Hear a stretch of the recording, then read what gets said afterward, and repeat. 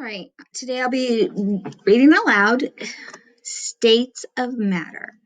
Matter is all around you. It is anything you can touch or feel.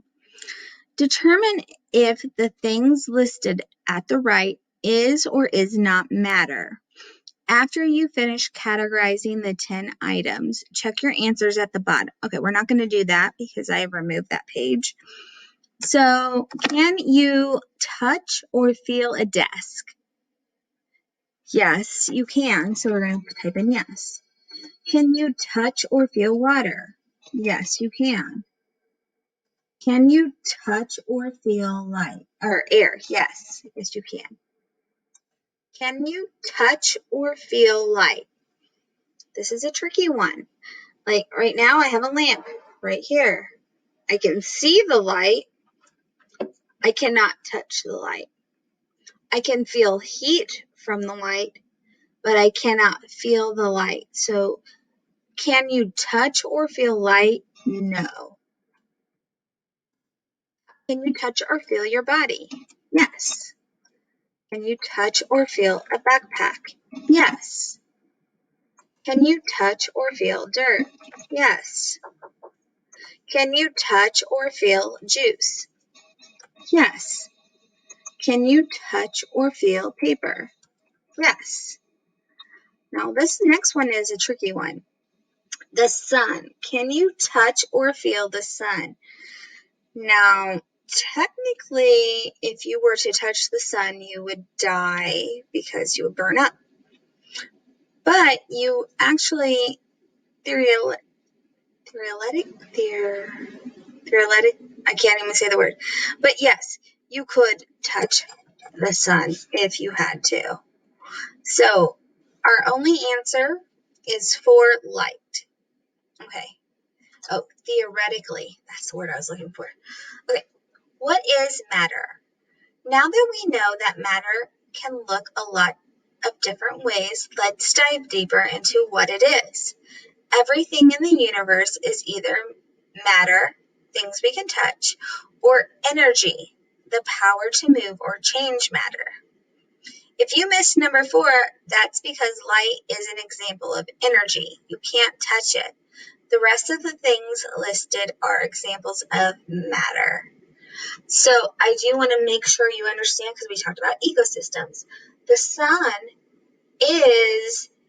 produces energy. It produces light energy and heat energy. But the sun is a thing, so that is why we marked it as yes. Matter is made up of tiny particles called atoms.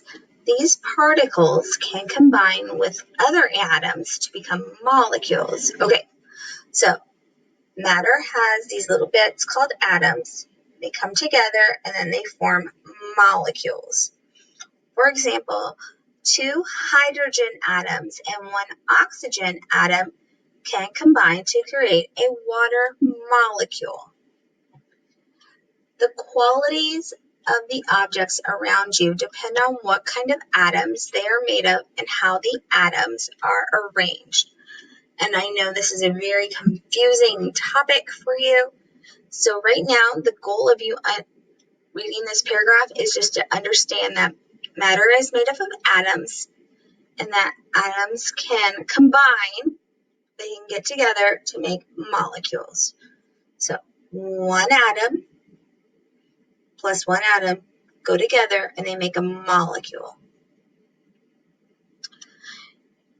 Your desk is firm, while the water in your bottle is able to slosh around. The reason for those differences can be found at this word is molecular, which means molecule level. The desk and the water are made of different kinds of atoms. But what if we freeze the water to become a solid as the desk? How do you explain that? So this paragraph is just saying, if I freeze water, it becomes a solid. And so frozen water is ice. If I were to put a desk in a freezer, would it change to something else? And the answer is no. and that is all about the molecules. Water changing to ice changes its state of matter. It's changing from a liquid to a solid. But a desk is already solid, so you can't freeze it and it change into something else. Excuse me while I pause while my child interrupts me. All right, so the last paragraph here says, matter changes state. And our states of matter are solid, liquid, and gas.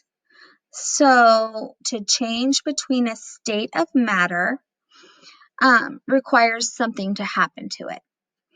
Heat is a measure of how fast the particles of a substance are moving.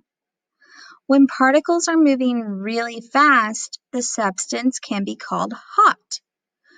Okay, I'm making a connection to when I'm doing like exercises right now. When the particles are moving slow, we call it cold. Again, I'm making a connection to like exercise. If I'm exercising, I get hot. But if I'm just laying around my house, I feel cold usually just because I'm just laying around and I want to put a blanket on me.